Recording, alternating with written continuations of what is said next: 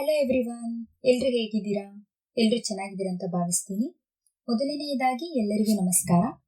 ILP ಪ್ರಸ್ತುತಪಡಿಸುತ್ತಿರುವ video ಸರಣಿಗೆ ತಮ್ಮೆಲ್ಲರಿಗೂ ಸ್ವಾಗತ.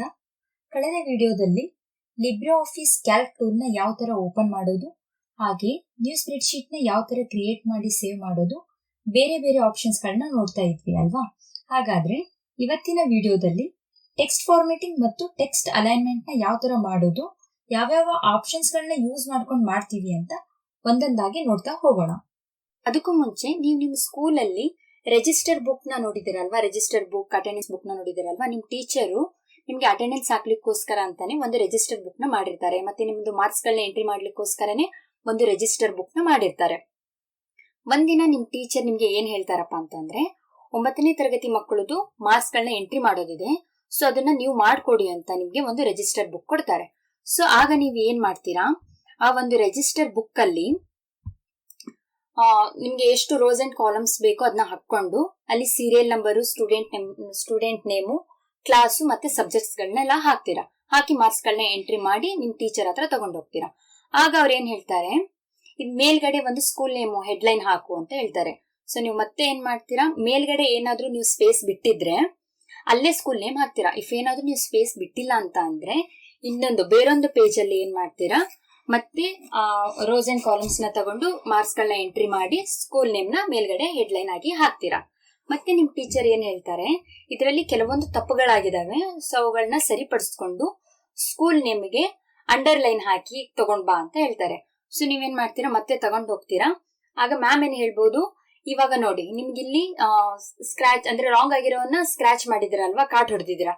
ಸೊ ಅವಾಗ ಏನ್ ಹೇಳ್ತಾರೆ, ಈ ತರ ಎಲ್ಲ ಕಾಣದ್ ಬೇಡ, ಹಾಗೆ ಎಲ್ಲ ಇದೇನು ನಿಮ್ಗೆ ಕಾಣ್ತಾ ಇದೆ, ನೇಮ್ ಆಗಿರ್ಬೋದು, ನಂಬರ್ಸ್ ಆಗಿರ್ಬೋದು, ಇವೆಲ್ಲ ಮಿಡಲ್ ಬರ್ಲಿ, ಹಾಗೆ ಸ್ಕೂಲ್ ನೇಮ್ನು ಮಿಡಲ್ ಬರ್ಲಿ, ಹಾಗೆ ಕಲರ್ ಸ್ವಲ್ಪ ಚೇಂಜ್ ಮಾಡು ಹೆಡ್ಲೈನ್ ಅಂತ ಹೇಳ್ತಾರೆ. ಸೊ ನಿಮ್ಗೆ ಏನಾಗುತ್ತೆ, ಅವಾಗ ಇದ್ರಲ್ಲೇ ಚೇಂಜ್ ಮಾಡಕ್ ಆಗಲ್ಲ, ನೀವು ಮತ್ತೆ ಇನ್ನೊಂದ್ ಪೇಜ್ ತಗೋಬೇಕಾಗುತ್ತೆ ಅಲ್ವಾ. ಅವಾಗ ಏನ್ ಮಾಡ್ತಾರೆ, ಇದಕ್ಕೆ ಈ ತರ ಕಾಟ್ ಹಾಕ್ತೀರಾ, ಅಥವಾ ಪೇಪರ್ಸ್ ನ ಏನ್ ಮಾಡ್ತೀರಾ, ಹರ್ದ್ ಹಾಕ್ಬಿಡ್ತೀರಾ ಒಂದೊಂದ್ ಟೈಮು. ಮತ್ತೆ ಬೇರೆ ಒಂದ್ ಪೇಜ್ ಅಲ್ಲಿ ಏನ್ ಮಾಡ್ತೀರಾ, ನಿಮ್ದು ಮ್ಯಾಮ್ ಯಾವ ತರ ಹೇಳಿದ್ರು ಆ ತರ ಮಾಡ್ತಾ ಹೋಗ್ತೀರಾ. ಇದ್ರಲ್ಲಿ ಏನ್ ಗೊತ್ತಾಗುತ್ತಪ್ಪ ಅಂತಂದ್ರೆ, ನಿಮ್ ಟೀಚರ್ ನಿಮ್ಗೆ ಎಷ್ಟೊಂದ್ಸಲ ಚೇಂಜಸ್ ಹೇಳ್ತಾರೆ, ಅದನ್ನೆಲ್ಲ ನೀವು ನ್ಯೂ ಪೇಜ್ ಅಲ್ಲೇನೆ ಬರಿಬೇಕಾಗುತ್ತೆ. ಇದರಿಂದ ಏನಾಗುತ್ತೆ, ಒಂದು ಟೈಮ್ ವೇಸ್ಟ್ ಆಗುತ್ತೆ, ಪೇಜಸ್ ವೇಸ್ಟ್ ಆಗ್ತಾ ಇದೆ ಅಲ್ವಾ. ಹಾಗೆ ಮತ್ತೆ ಇಫ್ ಏನಾದ್ರು ನಿಮ್ ಟೀಚರ್ ಇದ್ರಲ್ಲೂ ಚೇಂಜಸ್ ಹೇಳಿದೆ ಅಂದ್ರೆ ನೀವು ಮತ್ತೆ ನ್ಯೂ ಪೇಜ್ ತಗೊಂಡು ಮತ್ತೆ ರೈಟ್ ಮಾಡ್ಬೇಕಾಗುತ್ತೆ ಅಲ್ವಾ. ಸೊ ಈ ತರ ಪ್ರಾಬ್ಲಮ್ ಆಗುತ್ತೆ ಅಂತ ಅಂದ್ರೆ, ನಾವು ಕ್ಯಾಲ್ಕ್ ಅಪ್ಲಿಕೇಶನ್ ನ ಬಳಸ್ಕೊಂಡು ಯಾವ ತರ ಈಸಿಯಾಗಿ ನಮ್ಮ ಡೇಟಾನ ನಾವು ಮೇಂಟೈನ್ ಮಾಡಬಹುದು ಅಂತ ನೋಡ್ತಾ ಹೋಗೋಣ. ಮೊದಲಿಗೆ ಮಾರ್ಕ್ಸ್ ನ ಎಂಟ್ರಿ ಮಾಡೋದಕ್ಕೆ ರೋಸ್ ಅಂಡ್ ಕಾಲಮ್ಸ್ ನ ಸೆಲೆಕ್ಟ್ ಮಾಡೋಣ. ಇವಾಗ ನಾವು 3 ಜನ ಮಕ್ಕಳದು ಮಾರ್ಕ್ಸ್ ನ ಎಂಟ್ರಿ ಮಾಡ್ತಿದೀವಿ, ಹಾಗಾಗಿ 4 rows 9 ಕಾಲಮ್ಸ್ ನ ಸೆಲೆಕ್ಟ್ ಮಾಡೋಣ. ಹೇಗೆ ಸೆಲೆಕ್ಟ್ ಮಾಡೋದಪ್ಪ ಅಂತಂದ್ರೆ, ಇವಾಗ ನೋಡಿ ಒಂದ್ ಸೆಲ್ ಮೇಲೆ ಈ ತರ ಕ್ಲಿಕ್ ಮಾಡಿ ನಿಮ್ಮ ಮೌಸ್ ಬಟನ್ ಇಂದ ಲೆಫ್ಟ್ ಕ್ಲಿಕ್ ಮಾಡಿ ಈ ತರ ಡ್ರ್ಯಾಗ್ ಮಾಡಬೇಕು. ಡ್ರ್ಯಾಗ್ ಅಂತಂದ್ರೆ ಈ ತರ ಎಳಿಬೇಕು. ನೀವು ಈ ತರ ಎಳೆದಾಗ ಇಲ್ಲಿ ನಿಮ್ಗೆ ಪಿಂಕ್ ಕಲರ್ ಕಾಣುತ್ತೆ. ಈ ತರ ಪಿಂಕ್ ಕಲರ್ ಕಂಡಾಗ ಸೆಲ್ಗಳು ಸೆಲೆಕ್ಟ್ ಆಗಿದಾವೆ ಅಂತ ಅರ್ಥ. ಇವಾಗ ಬಾರ್ಡರ್ ಹಾಕೊಂಡ್ಬಿಡೋಣ. ಓಕೆ, ಇಲ್ಲೇನ್ ಕಾಣ್ತಾ ಇದೆ ಅಲ್ವಾ ಬಾಕ್ಸ್ ತರ, ಇದಕ್ಕೆ ಬಾರ್ಡರ್ ಆಪ್ಷನ್ ಅಂತ ಕರಿತೀವಿ.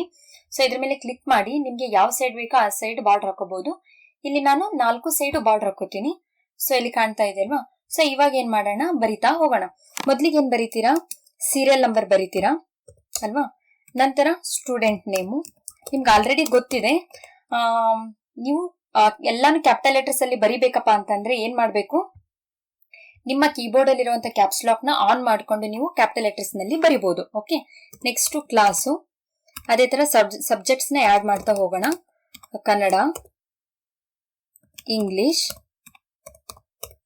ಹಿಂದಿ,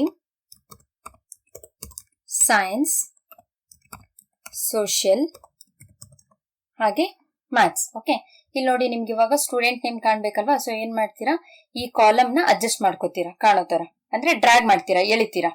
ಇದು ಗೊತ್ತಾಯ್ತಲ್ವಾ. ಇವಾಗ ಏನ್ ಮಾಡೋಣ, ಡಾಟಾನ ಎಂಟ್ರಿ ಮಾಡ್ತಾ ಹೋಗೋಣ. ಮೊದಲಿಗೆ ಸೀರಿಯಲ್ ನಂಬರ್ 1 ಅಂತ ಕೊಟ್ಟು ಸ್ಟೂಡೆಂಟ್ ನೇಮ್ ನ ಬರೀತೀರಾ. ನಾನಿವಾಗ ಹೇಮಾ ಅಂತ ಬರೀತೀನಿ. ನೆಕ್ಸ್ಟ್ ಎಷ್ಟನೇ ಕ್ಲಾಸು, 9ನೇ ತರಗತಿ. ಸೊ ಇವಾಗ ಮಾರ್ಕ್ಸ್ ನ ಎಂಟ್ರಿ ಮಾಡ್ತಾ ಹೋಗೋಣ.